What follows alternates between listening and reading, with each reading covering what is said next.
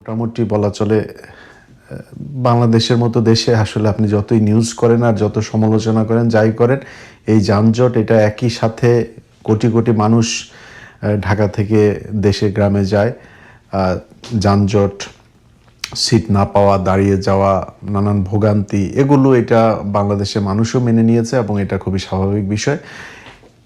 এগুলো যদি ধরে নিই তাহলে সব মিলিয়ে মোটামুটি ভালোই কেটেছে এবার ঈদ। এর বাইরে যারা রাজনীতিবিদ আছেন তাদের অনেকেই দেখেছি 2টা 3টা 4টা 5টা 6টা গরু কুরবানি দিয়েছেন। আলহামদুলিল্লাহ, আপনাদের সবার ইনকাম এখন ভালো হয়েছে, দিচ্ছেন, এটা কোনো সমস্যা না। বাংলাদেশে ধরেন যদি আমি রাজনীতিবিদদের কথা বলি, রাজনীতিবিদদের ব্যাপারে আমার মনে হয় সংবিধানে এটা সরাসরি লিখিয়ে দেওয়া উচিত যে রাজনীতিবিদ যারা আছে তাদের কোনো ইনকামের কোনো কিছু দরকার নাই, এরা সবাই রাজনীতি করে তারপরে ধান্দাবাজি করে খাবে, এটা এইভাবে সংবিধানে দিয়ে দেওয়া উচিত। এটা নিয়ে তো টানা টানা পেঁচায় লাভ নেই। কারণ রাজনীতিবিদ তাদের ফুল টাইম তারা এখানে সার্ভিস দেয়, চাঁদাবাজি করুক, ধান্দাবাজি করুক, দেশের জন্য কাজ করুক, যাই হোক সারাক্ষণ এখানেই থাকে। তাদের একটা নতুন বেরিয়েছে, কৃষি খাতে তাদের ট্যাক্স টুক্স কোনো কিছু করে না, তো সবাই মাছের খামার, ওই একই ধান্দাবাজি যে নুরুও শুরু করেছে। মাছের খামার দিলে ওইটার কোনো হিসাব টিসাব কোনো কিছু দিতে হয় না, যত মন চায় তত ইনকাম দেখানো যায়। ওটা পুকুর না দিঘি না সাগর, কোনো কিছু এটার কোনো ম্যাটার করে না। তো এখন রাজনীতিবিদদের ব্যাপারে এই গরু কে কয়টা দিয়েছে, কার কত টাকা হয়েছে, কে, এটা নিয়ে কোনো আমার মনে হয় এটা নিয়ে খুব আলোচনার কিছু নেই। বাট যেটা বলতে চাই, যে কারণে আজকে ভিডিওটা তৈরি করছি, সেটা হলো ঈদে সবাই আপনারা অন্তত যারা বিএনপি করেন, জামাত করেন, আপনাদের ঈদ তো অন্তত ভালো কেটেছে। গত 2টা বছর আগে আপনারা এই সময় জেলখানায় থাকার কথা, এখন আপনারা বাইরে আছেন, গরু কুরবানি দিচ্ছেন, খাসি কুরবানি দিচ্ছেন, উট দুম্বা নানান কিছু কুরবানি দিচ্ছেন, দিয়া ভালোভাবে আছেন। আপনাদের বাসায় এখন পুলিশ যায় না, আপনাদের দৌড়াইতে হয় না, ধান খেতে যায়, ঘুমাইতে হয় না। কিন্তু খুব কষ্টের বিষয়, আপনাদের সাথে যারা জেলখানায় ছিল 2 বছর আগে, তাদেরও আজকে বাইরে ঈদ করার কথা। বিশেষ করে বিডিআর এবং আলেমদের একটা বিশাল সংখ্যা এখনো পর্যন্ত জেল খাটছে। তার সাথে যুক্ত হয়েছে ওই যে কেরানীগঞ্জের এক জঙ্গি নাটক, প্রথম আলোর বানানো নাটক। আরেকটা হলো এই যে প্রথম আলো ডেইলি স্টারের যে ঘটনা, এইটা নিয়ে কিছু মানুষকে আপনারা নিয়ে ধরে রেখেছেন। তো এই কাজগুলো করা হয়েছে এবং তারা এখনো জেলে আছে। এর বাইরে যে হাসিনার 15 বছর যেই জঙ্গি নাটক, তাদের অনেক মানুষ এখন পর্যন্ত জেলখানায় আছে। আর বিডিআরের এরা তো আছেই, বিডিআরের একটা বিরাট অংশ বেরিয়েছে, বাট এখন পর্যন্ত অনেকগুলো বিডিআর সেখানে জেলখানা আছে। সেই বিডিআরদের আপনাদের কাছে করুণা চায় না, যেটা ন্যায্য বিচার, সেই বিচার তো হয়ই নাই। শেখ হাসিনার ক্যাঙ্গারু করে সেইখানে বিডিআরদের বিচার করে যারা সাক্ষী হইতে পারত তারা সাক্ষী দেয় নাই, যারা মিথ্যা সাক্ষী দেয় নাই তাদেরকে বানানো হয়েছে আসামি, যারা আসল সাক্ষী তাদের আসল খুনি তাদেরকে ছেড়ে দেওয়া হয়েছে, তাদেরকে বানানো হয়েছে সাক্ষী। এই নাটক আপনারা সব কিছুই জানেন। তারপরেও এই সব কিছু মিলিয়েও শেখ হাসিনার সেই কোর্টে যাদেরকে সাজা দেওয়া হয়েছে 10 বছর, 5 বছর, 7 বছর, যাবজ্জীবন, তাদের সবার সাজার মেয়াদ শেষ হয়ে গিয়েছে। হওয়ার পরও তাদেরকে এখন পর্যন্ত জেলখানায় আটকে রাখা হয়েছে। আপনাদের কাছে কোনো করুণা চায় না। বেঞ্চ গঠন করা হয় নাই, বেঞ্চের অভাবে আপনার বিডিআরের আটকে আছে, বিডিআরের জামিন আটকে আছে, জামিন আদেশ। ভাই, একটা মানুষের 10 বছরের সাজা, তার জেলখানার হিসাব অনুযায়ী অনেকের 22 বছর, 23 বছর, 24 বছর খাটা হয়ে গিয়েছে, তার সাজার মেয়াদ 10 বছর, অথচ সে এখন পর্যন্ত জেলখানায় বন্দি আছে। অতএব মাননীয় প্রধানমন্ত্রী, আপনার কাছে বলবো, আপনি নিজে এই জঙ্গি নাটকের আপনার পরিবার ভুক্তভোগী, আপনি নিজে ভুক্তভোগী। 21শে আগস্ট থেকে শুরু করে 10 ট্রাক অস্ত্র মামলা, অনেক জঙ্গি নাটকের মধ্যে আপনাদের পরিবারকে জড়ানো হয়েছে। এই বিডিআরের পিলখানার ঘটনার মাধ্যমে বাংলাদেশের মেরুদণ্ড ভেঙে দেওয়া হয়েছে, এই দেশের সেনাবাহিনীকে ধ্বংস করা হয়েছে। সো এই ঘটনাগুলো আপনারা খুব ভালো করে জানেন। একটা কমিশন গঠন করা হয়েছিল, যদি আপনারা কিছু করতে নাও চান, সেই কমিশন আপনাদেরকে যে রিপোর্ট দিয়েছে, সেই রিপোর্টের বেসিসে যদি আপনি বিচার করেন, তারপরেও এই যে জেলখানায় যেই বিডিআরগুলো আছে, একজনও জেলে থাকবে না। কিন্তু আপনারা তাদের ব্যাপারে মনে হয় যেন চোখ চোখের মধ্যে টিনের চশমা পরে তারপরে বসে আছেন, আরামে ঈদ করেন, এক একজন মন্ত্রী এমপি টেমপি হয়ে তারপরে ধান্দাবাজি করছেন। তো পৃথিবীতে তো মানে এই 5 বছর 4 বছর 3 বছর পৃথিবীর শেষ দিন না, কিন্তু 2001 থেকে 6 পর্যন্ত আপনারা বিশাল প্রভাব প্রতাপশালী ছিলেন না? এরপরে তো মানে কুত্তার চাইতেও দাম কম ছিল আপনাদের। আবার ফের এখন ক্ষমতায় এসেছেন, এই ক্ষমতাও সারা জীবনের জন্য না। আপনাদের ঠিক ইমিডিয়েট আগে এই সালমান এফ রহমান, এস আলম থেকে শুরু করে বহু প্রতাপশালী লোকজন, এক পলকের কথা ইন্টারনেট বন্ধ হয়ে যাইতো, শুরু হইতো, এরকম বহু কিছু আমরা দেখেছি। তাদের আজকে অবস্থা দেখেন। আজকে ঈদ হচ্ছে মুসলমানদের, আওয়ামী লীগ সেই ঈদ, যদিও ওরা মুসলমানদের ঈদকে আওয়ামী লীগ পালন করে, ওরা মুসলমান না, তো তাদের এখন ভারতে যায় তারপরে ফেন্সিডিল খায় তারপরে ঈদ কাটে। ওদের ওদের মাতা যিনি, মাতার তো সবচাইতে ফেভারিট মাদক হইল গিয়া ফেন্সিডিল। মানে এটা মানে আমি কিন্তু রাগ করে বা আওয়ামী লীগ দেখতে পারি না এই জন্য বলি না, কিন্তু এসএসএফ এর একজন অফিসারের কাছ থেকে শোনা, ও মানে প্রতিদিন ওর সবচেয়ে ফেভারিট মাদক হচ্ছে গিয়া ফেন্সিডিল, এটাও খায়। তো যেই দেশ ফেন্সিডিল প্রডিউস করে সবচাইতে বেশি, যাদের দেশে ফেন্সিডিল খুব মানে জনপ্রিয় মাদক, সেই দেশেই গিয়া আল্লাহ ওরে রাখছে, ওর অন্তত অন্য কিছু না পাইলেও ওইটা অন্তত নিয়মিত সে পায়। তো এই ফেন্সিডিল খোরের সাথে আরও এখানে কিছু ফেন্সিডিল খোর সারা দুনিয়ায় ছড়ায় ছিটায় আছে।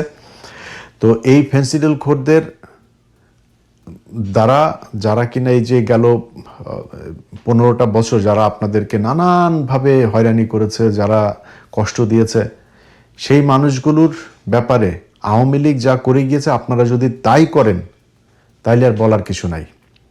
এই আওয়ামী লীগ আজকে যে শাস্তিটা পাচ্ছে, এই শাস্তি তাদের গেল 15 বছরের উপার্জিত এটার কর্মফল।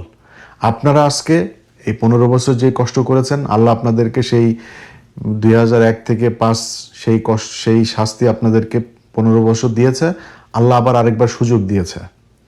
এই সুযোগ মনে করেন না যে সারা জীবনের জন্য আপনি এখানে থাকতে আসছেন বা এই ক্ষমতা সারা জীবন থাকবে, এটাও মনে করার কোনো কারণ নেই। আপনার চোখের সামনে, মানে এটা গাল গল্প বা আধ্যাত্মিক কথাবার্তার বিষয় না, হাইপোথেটিক্যাল কোনো কিছু নেই, প্র্যাকটিক্যাল ওয়েতেই দেখেন আপনার চোখের সামনে এরকম অনেক কিছু ঘটেছে, সামনেও ঘটবে, এটা আপনি নিজেও জানেন, আমি জানি, সবাই জানে।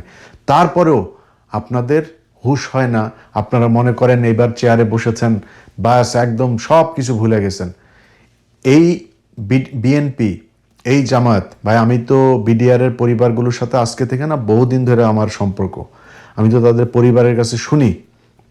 আপনারা যারা জেলখানায় গিয়েছেন, আপনাদের বিএনপি জামাতের নেতাদের কাছে প্রশ্ন করতে চাই, নিজেরে প্রশ্ন করেন যে জেলখানায় যাওয়ার পরে এই বিডিআরের সৈনিকরা আপনাদের সাথে কি আচরণ করেছে, কত সুযোগ সুবিধা আপনাদেরকে দিয়েছে, এটা একটু নিজে প্রশ্ন করেন। সেই মানুষগুলোরে রাইখা এই গলার মধ্যে দিয়া তারপরে গরুর মাংস ঢুকে কেমনে? আপনার কাছে করুণা চাই না ভাই, আগেই বলেছি, আপনার কাছে করুণা চাই না। তার ন্যায্য আইনি যে অধিকার, সে অধিকারটা খালি আপনি দেন। একটা বেঞ্চ গঠন করার জন্য তাদের শুনানি হয় না, তাদের 10 বছরের মেয়াদ 24 বছর খাটা হয়ে গিয়েছে, তাদের বের হইতে পারে না। এত গাফলতি কেন?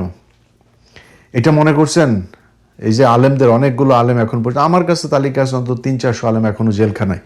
তাদেরকে যে আপনি যে এই হাসিনার করা কিসের সন্ত্রাস বিরোধী আইন টাইন এগুলো দিয়া তাদেরকে মিথ্যা মামলায় সাজা খাটাচ্ছেন, তো এটা যদি সত্যি হয় তাহলে তো হাসিনা তো বলে গিয়েছে, মুফতি হান্নান বক্তব্য দিয়েছে সেই পিন্টু সাহেবের সাথে তারেক রহমানের, বাবরের, খালেদা জিয়ার, তাদের পাকিস্তান থেকে, টার্কি থেকে, তারপরে কুয়েত থেকে, সৌদি আরব থেকে আপনার জঙ্গিদের জন্য নাকি টাকা পয়সা এসছে, তো এটা তো তারা তখন বলেছে। তাহলে ওটা তাহলে সত্যি?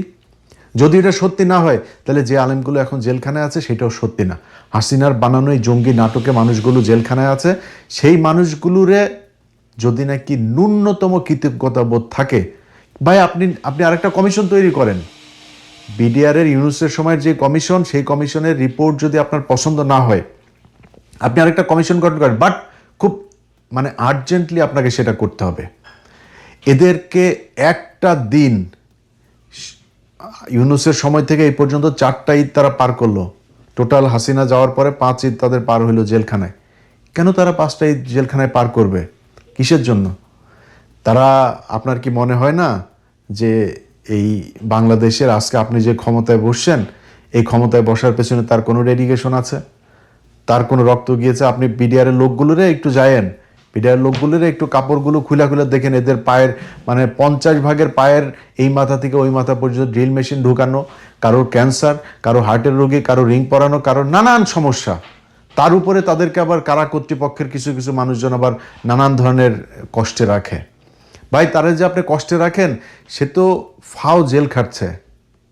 এই যে সে 2009 সাল থেকে এই পর্যন্ত এতগুলো বছর যে সে যে জেল খাটলো, 17টা বছর, এইটা তো আপনার কি মনে হয়? আপনার তার ফাও আপনি জেল খাটায় তার উপর আবার তার কষ্ট দিবেন কেন? তার সাথে আপনি অন্যান্য কারাগারে যারা বন্দী আছে সেই বন্দীদের সাথে আপনি তাদের তুলনা করেন না, কারণ তারা জেল খাটছে ফাও, তারা অপরাধী না।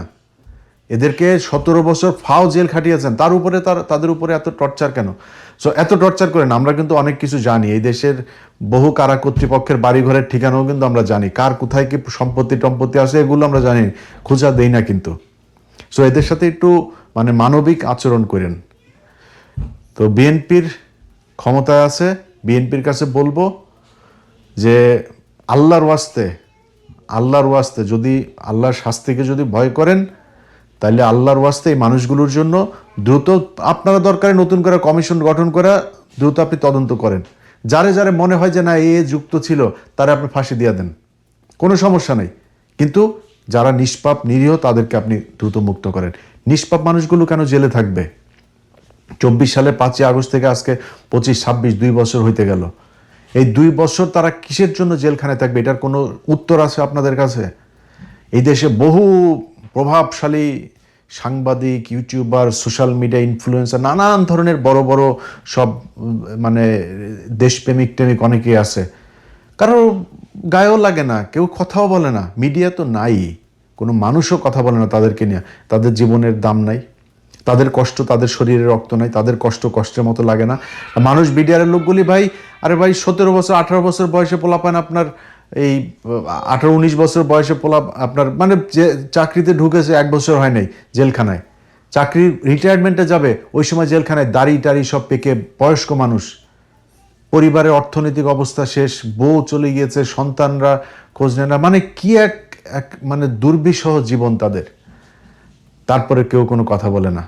তো কিছু বললাম না, জাস্ট এতটুকুই বললাম। অনেক আপনাদেরকে খুব বাজেভাবে বলা যাইতো, শুধু এতটুকু বললাম।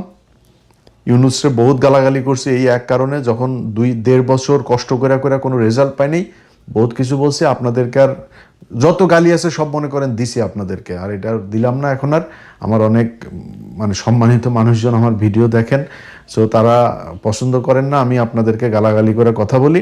গালি দিলাম না, মনে করেন গালি সব দিছি আপনাদেরকে, ওটা মনে করে নেন। যা পৃথিবীর যত যাওয়া গালি আছে সব দিছি আপনাদেরকে, ওটা মনে করে তারপরে আল্লাহর ওয়াস্তে যদি মনে চায়, যদি মানুষের মিনিমাম ন্যূনতম রক্ত যদি শরীরের মধ্যে থাকে, কৃতজ্ঞতাবোধ, দায়িত্ববোধ যদি থাকে, এই বিডিআরের লোকগুলো আপনাদেরকে কম উপকার করেন এই জেলখানার ভেতরে, কম সেবা দেয় নেই আপনাদেরকে। এই কৃতজ্ঞতাবোধ থেকেও হইলেও মানুষগুলোরে ছাড়ার ব্যবস্থা করেন। ঈদের এই খুশির মধ্যে আপনাদেরকে এই কথাগুলি অনুরোধ করে মানে হাত জোর করে তারপরে বললাম, আল্লাহর ওয়াস্তে এটার ব্যাপারে একটা ব্যবস্থা নেন। আর যদি না নেন, দুনিয়ায় তো আছেই, আল্লাহর কাছে মানে এই মজলুম মানুষগুলোর হইয়া তারপরে আল্লাহর কাছে আল্লাহকে সাক্ষী রাইখে বললাম, আল্লাহ যেন প্রতিটা এই অপকর্মের শাস্তি যেন আল্লাহ আপনাদেরকে দেয়। এবং বিডিআরের ভাইরাও যারা আছেন তাদের পরিবারের বলবো, আপনাদের যখন ভিজিটে যান এই মজলুম মানুষগুলোরে বললেন যে এই জেলখানার ভেতরে যেন ওরা তাহাজ্জুদ পড়া যেন এদের জন্য বরদোয়া করে যে আল্লাহ যেন